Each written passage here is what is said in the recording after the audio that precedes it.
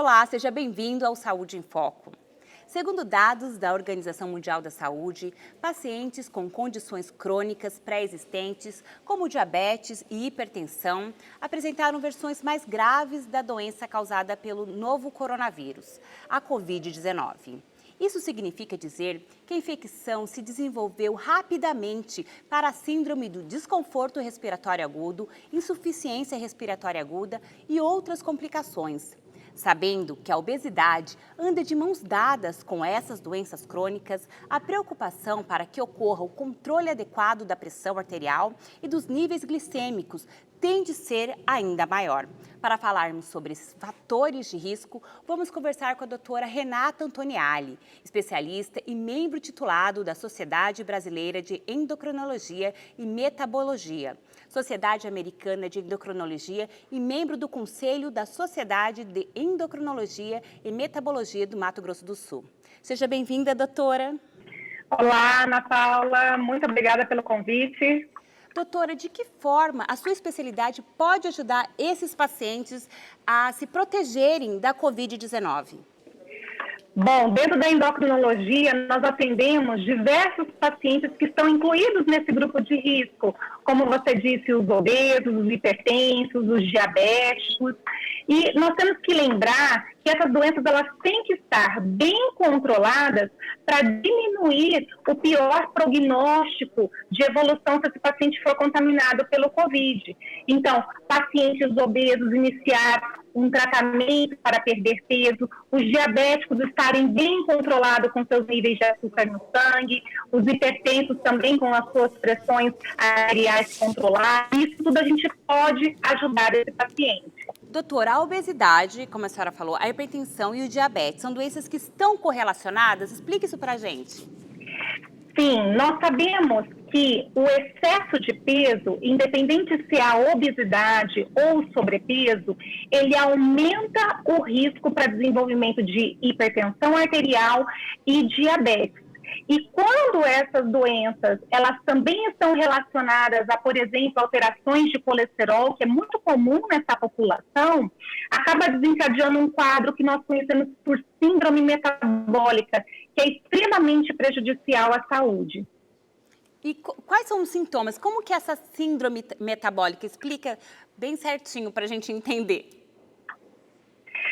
Síndrome metabólica é o nome que a gente dá a esse conjunto de doenças que o indivíduo ele vai apresentar. Como eu disse, a hipertensão arterial, o diabetes ou a resistência insulínica, as alterações de colesterol e a obesidade, né? Então, quando o indivíduo ele tem todas essas doenças associadas, e daí nós temos parâmetros certinhos para o diagnóstico, nós estamos diante de uma síndrome metabólica, que aumenta muito, por exemplo, o risco de doenças cardiovasculares, como infarto, derrame e outros problemas de saúde. A obesidade é o principal fator de risco para as pessoas com menos de 60 anos infectadas com o novo coronavírus, conforme dados do Ministério da Saúde. Qual que é o motivo? Por que esses jovens eles estão sendo tão acometidos dessa doença?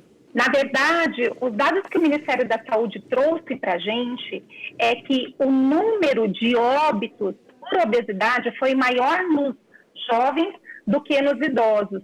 E, infelizmente, Ana Paula, a gente ainda não tem uma resposta para essa diferença nesses dados preliminares do Ministério da Saúde.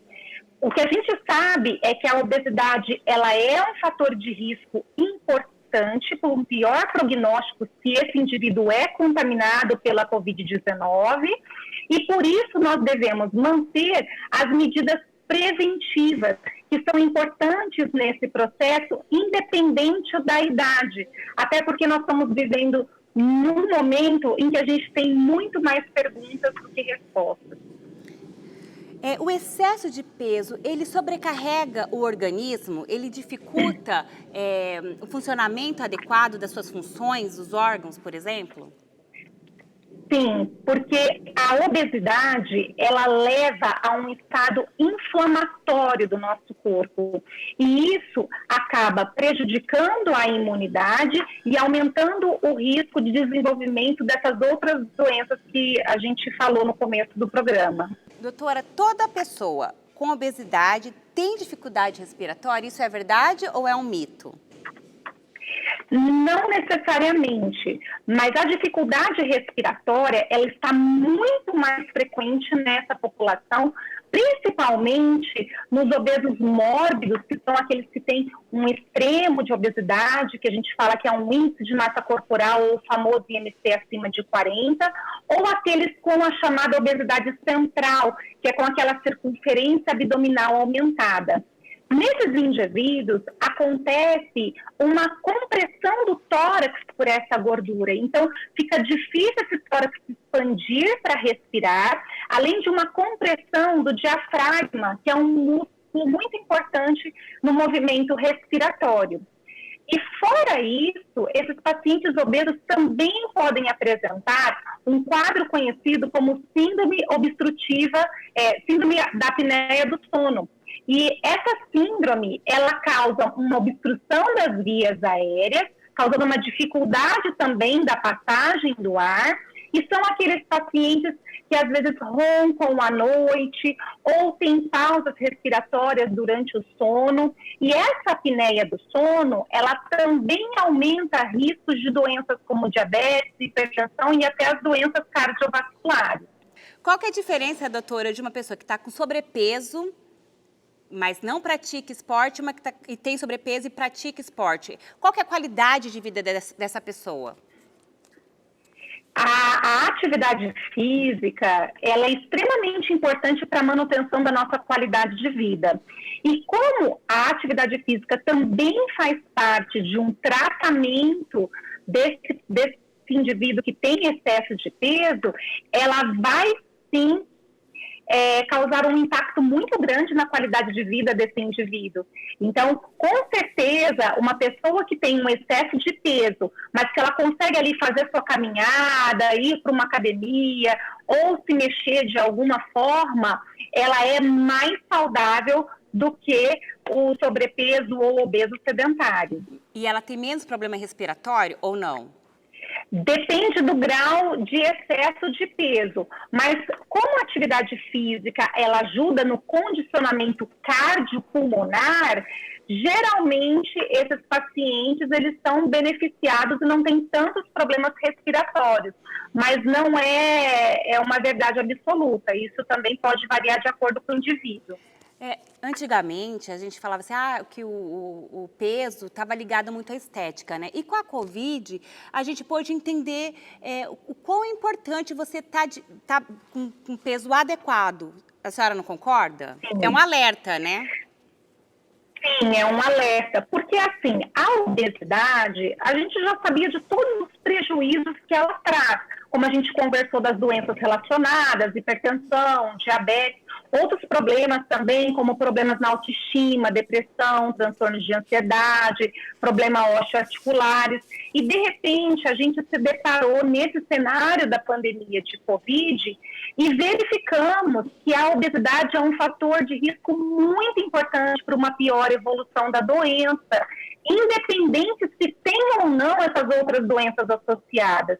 E por isso que as pessoas devem se cuidar. Então, eu falo que é mais um motivo para as pessoas se cuidarem nesse momento tão delicado que a gente está vivendo. E a pessoa que ela tem a obesidade e ela ainda é diabética, como que ela deve se cuidar nesse momento? No caso específico dos pacientes diabéticos, até independente se eles são obesos ou não, eles também estão classificados dentro desse grupo de risco. Então, é importante, principalmente, manter as taxas de açúcar no sangue bem controladas. Então, ter o diabetes bem controlado, independente se é um paciente que está em uso de medicamento oral ou em uso de insulina, a gente sabe que se a doença estiver clinicamente compensada, o risco desse indivíduo diminui muito e é praticamente igual ao de um indivíduo que não tem diabetes. E é por isso que os pacientes não devem deixar de acompanhar com seus endocrinologistas ou seus clínicos, porque eles, melhorando o controle da doença, eles também evitam de terem que ir a uma emergência, uma urgência desnecessariamente nesse período crítico que nós estamos vivendo. Tá certo. A gente vai para um breve intervalo e já voltamos.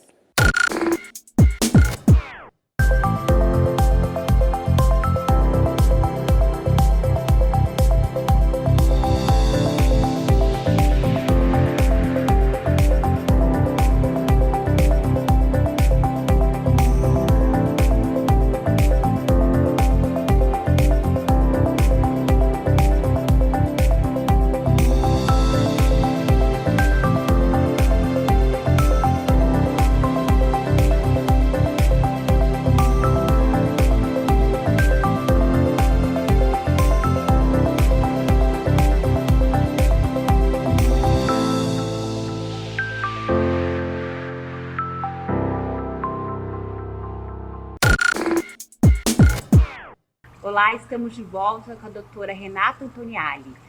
Doutora, de que forma esses novos hábitos, né, com a quarentena, com o distanciamento social, as pessoas não estão se alimentando bem, o que isso afeta na saúde das pessoas?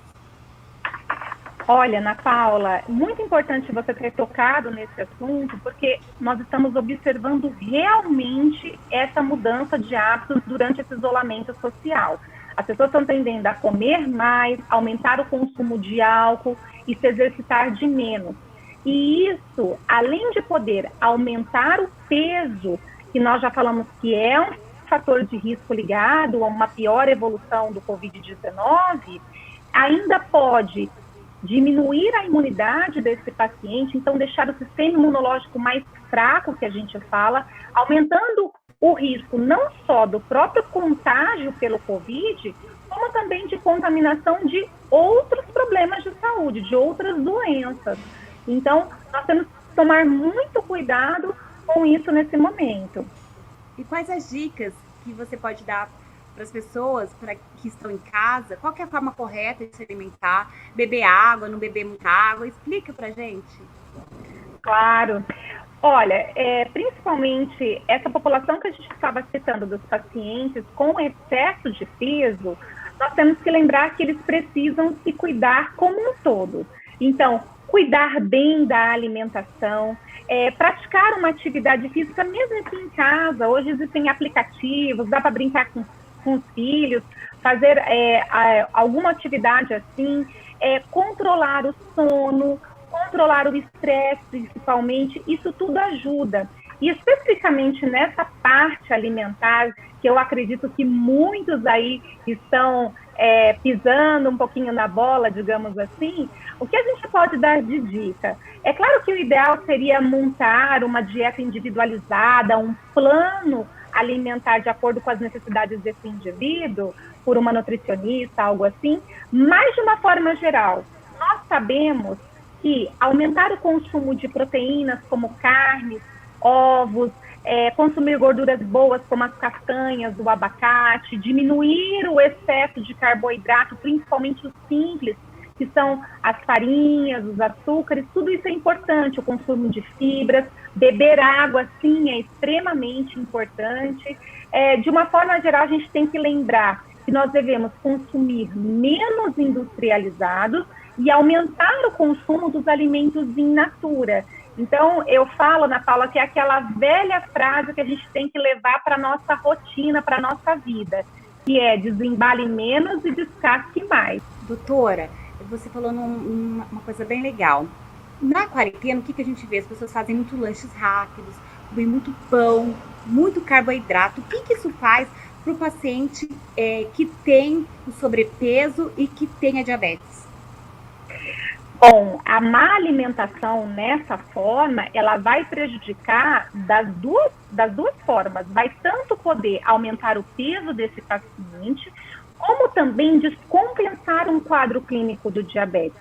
Por isso que é importante prestar atenção na quantidade dos alimentos e na qualidade, no valor nutricional desses alimentos. Porque senão essa pessoa acaba ganhando dois problemas e aumentando muito mais ainda o risco de uma pior evolução se contaminado pelo Covid-19. Doutora, para finalizar, que conselho, que recado a doutora daria para as pessoas que hoje têm problemas com peso?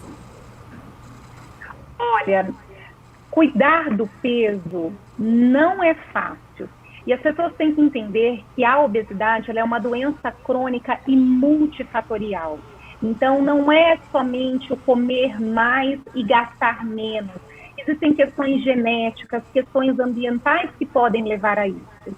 Então, muitas vezes, a pessoa pode não conseguir perder peso sozinha. Então, procure ajuda.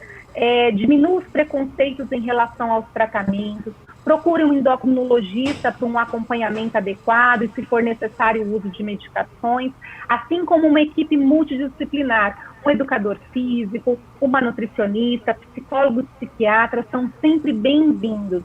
Mas lembrem-se que vocês não estão sozinhos. Muito obrigada, doutora, pela sua entrevista. Imagina, eu que agradeço novamente pelo convite de estar aqui no programa Saúde em Foco e fico à disposição aí quando vocês precisarem. Muito obrigada. O programa Saúde em Foco fica por aqui. Continue assistindo a nossa programação e acompanhe também as nossas mídias sociais. Você pode ainda enviar sugestões de temas pelo e-mail producaltv@l.ms.gov.br. Até o próximo programa.